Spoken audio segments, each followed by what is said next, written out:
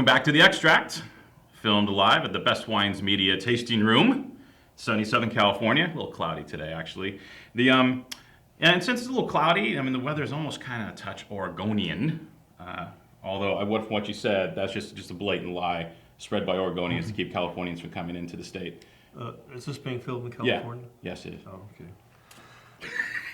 Actually, it was nicer in Oregon yesterday than it was down here. It was warmer in Portland. All right, that's all I need to hear. I'm moving. And I'm moving to get in the same business that Brian O'Donnell is in, which is the cheese business. Brian, congratulations on your venture. I think it's one of the most successful artisan cheese operations that I've encountered in the last couple of years. Well, thank you. Yeah, this is really remarkable stuff. Remember, this is stuff, right?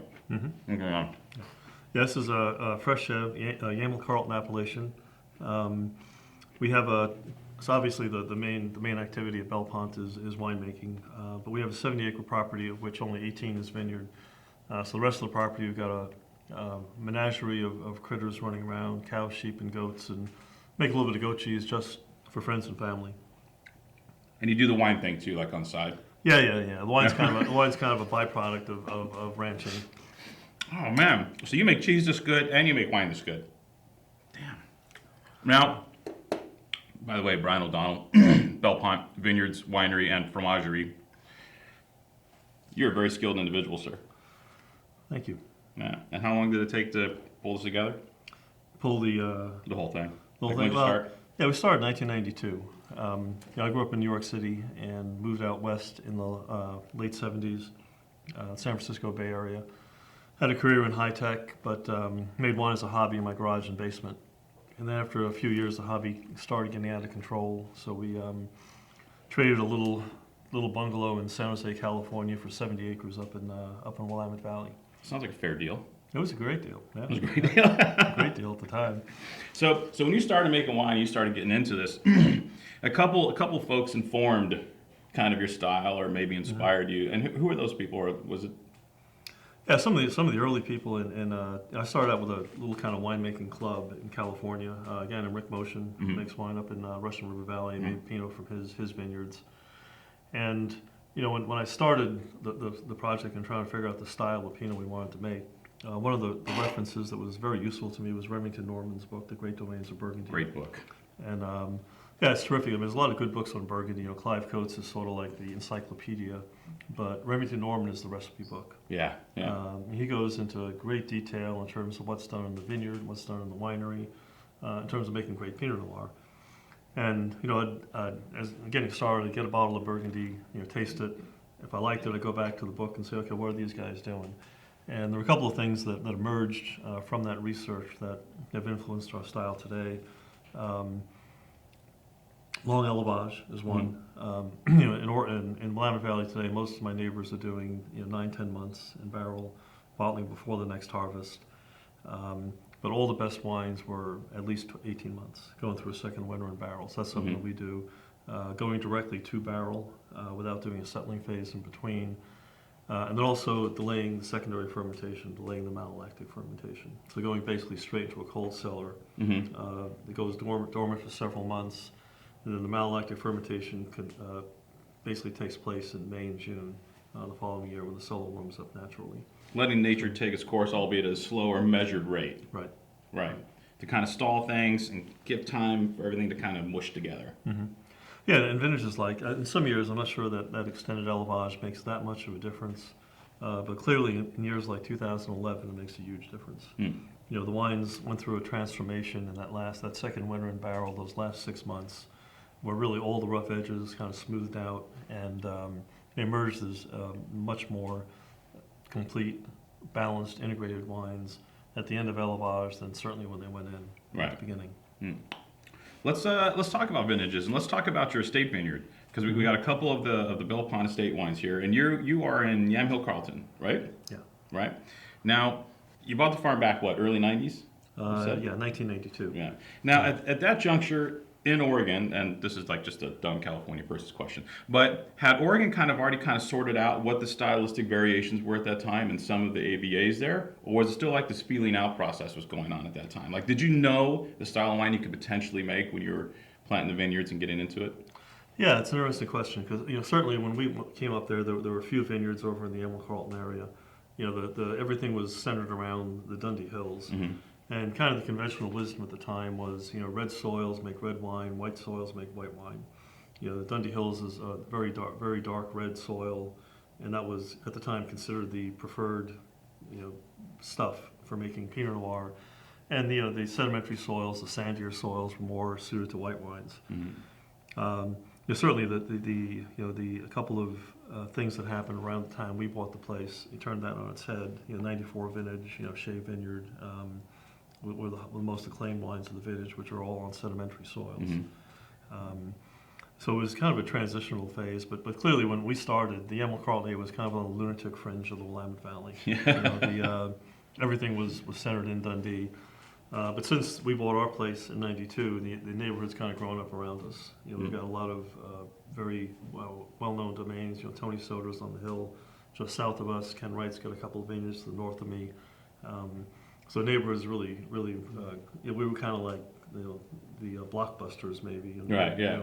The first guys moving into the sketchy neighborhood, and everything just sort of built up around us. So Honey, don't drive past Belle Pente at night. that's Okay, right. they're kind of. Kids, you noticing all this plight? This'll just make us appreciate what we have. Roll them up. But drive fast. So you're actually in a warmer area, right? So you're kind of privileged in the cooler years. Like in a vintage like 11, how does your location help you? Yeah, it's a huge advantage. The Yamhill-Carlton area is this little sheltered valley. The vineyards are relatively low elevation compared to some of the other appellations in the valley.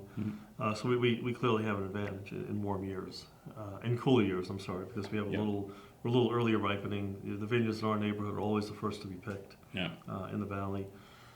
So that's good in years like 10 and 11. I guess if you believe the Republicans that global warming doesn't exist, it might be a good thing in the future.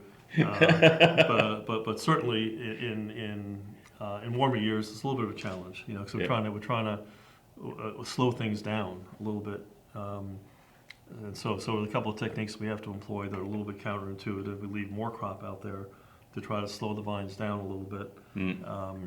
And to get the full flavor development, without the sugars just kind of skyrocketing before the flavor development comes. Having the wine spin out of control. Yeah, That doesn't happen too often. no, it doesn't. The vintages we have right now. The 2011 was a very cool year. Nice ripe wines, very modest alcohol levels. Right around 13%, and the 12s, which are the product of a very warm summer, are just sitting right around 14. So if we're careful in what we do, we can maintain that kind of range of 12.5% to 14%. Your 11's delicious. Yeah, thank you. Yeah. One of the, I consider 11 a difficult year. That's beautiful wine. Yeah, well, every year is difficult. Every year is hard. This is not an easy. You mean grape growing's not all rainbows, unicorns, and cheese? Yeah. Believe it or not, it's not. It's farming, and it's every year has its challenges. Truth be told, 12 was actually a pretty easy year. It was a beautiful summer. There was no rain pressure at harvest. Yeah. So that had fewer challenges than most years. But it's a really interesting contrast between the years. 2011 to me is more reminiscent of red Burgundy, whereas 2012 leans a little more toward California. Yeah, that's where we are right now. We can cut that. We can Sorry. cut that. I don't want you I don't want eggs. I don't want your house getting egged or anything like that. Yeah. You're cool. Yeah, nobody can find our house. We don't have signs on the road, so only my friends know how to find me. And I want to talk about how the wines are made, because you're pretty hands off. Are we talking biodynamic farming? We're talking no ups and extras in the winery. What are we talking about when these wines are produced? Yeah, the vineyard's been farmed organically since 1999, pretty much from the get-go. Biodynamic practices since 2007, not certified, Right. For anything. And the winemaking is fairly standard hands-off Pinot Noir production. There's no enzymes or no special magical ingredients that go in. We use primarily indigenous vineyard yeast. We have a protocol to isolate the yeast from the vineyard in that particular year, and that's what we use for inoculating the fermentations. gravity flow processing the entire way through. Mhm. And people talk about gravity flow as just this general good thing, but one of the things that it does that's really useful in the wines is it preserves the natural CO2, natural carbon dioxide that goes into solution during fermentation. And every time you introduce a pump, or every time you move the wine around, you're introducing oxygen, you're losing CO2. Yeah. And the CO2 is basically the life of the wine. Yeah. And that's the thing that makes these wines, taste delicious 10, 15, 20 years down the road, and also lets us use relatively low levels of sulfites Yeah. as a preservative in them.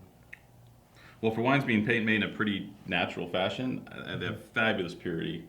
I don't get any of that kind of, some of those more natural characters that you might get sneaking in some of the wines that are produced in that fashion. So I tickle pink with these. Yeah, thanks. I just had a long argument with a well-known wine writer who will go unnamed right now about soul in Pinot Noir. And I like to think that our wines have soul, but he said, no, your wines don't have soul, because he associates soul with more of the kind of funky, sort of off flavors and aromas. Did you tell them to f off? Not in those exact words, but I mean, you can. yeah. But we came with another word. I can't. I wish I could remember what the heck it was that we decided the wine. It was something along the lines of more of purity. But then you talk about purity, you think that sounds like you're selling soap or something. It's pure and natural. It's it's cosmetics. It's not really wine. Well, sir, if I may say so, I think your wines have a lot of soul, Thank you. and they go great with cheese. Thank you. Brian, it was a pleasure having you here. I love your wine. I love your food. I'm going to do this again. Thank you. Sure. Appreciate it. Cheers.